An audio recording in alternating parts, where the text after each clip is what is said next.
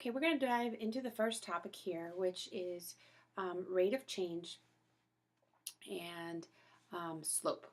Okay, these words can be used interchangeably. Slope is rate of change is slope. Okay, so basically we define your rate of change. We have a definition here of rate of change. Okay, it's going to be a relationship between two quantities that are changing. But the two quantities that are changing are going to be the change in your dependent variable. Okay, we've been talking a lot about dependent and independent variables lately. So it's going to be the change in your in your dependent over the change in the independent variable. I'm going to put the word the in here and the in here so that's not confusing. So in change in the dependent variable and change in the independent variable. Okay, so in other words, we know that rate of change is also the change in the y divided by the change in your x. And there is a mathematical symbol for change that is called the delta symbol. That means change. So that's change in y over your change in x. So these are all formulas for rate of change. Okay, so now we're going to look at a table, finding a rate of change using a table. So I'm going to give you a table of values. So we're going to take time versus distance. Okay, we've got 1, 2, 3, 4, and then I have 260, 520, 780, and 1040.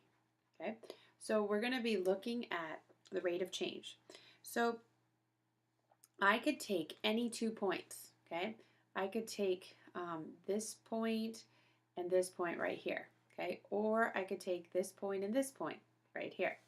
Okay, or I could take the first and the last one. Okay, so I'm going to calculate the slope of each.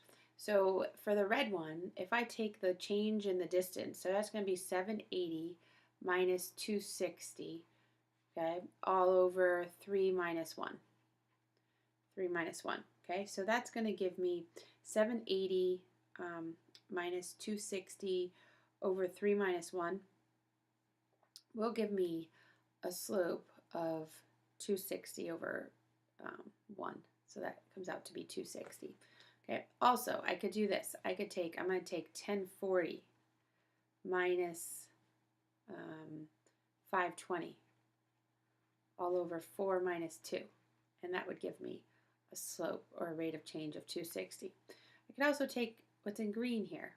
And I could do 1040 minus 520 all over 4 minus 2, and that's going to result in 260. Okay. All right, we're going to do one more example here, and then I'll split to another video. So let's say we wanted to find the slope using a graph.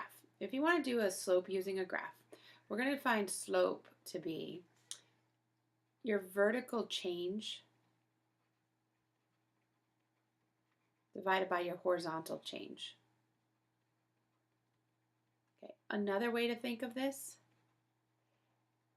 vertical change is your rise, horizontal change is your run. So you're doing vertical over horizontal. Okay, so we're going to look at something like this graph here.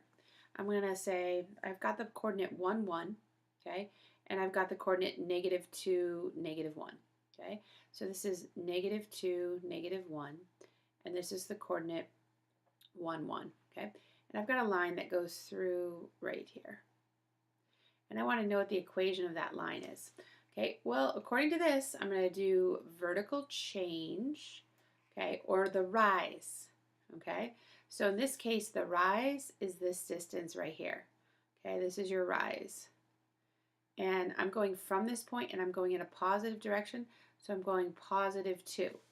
Okay, and then I'm going to look at the run, okay. So I'm looking at the horizontal change or the run, okay.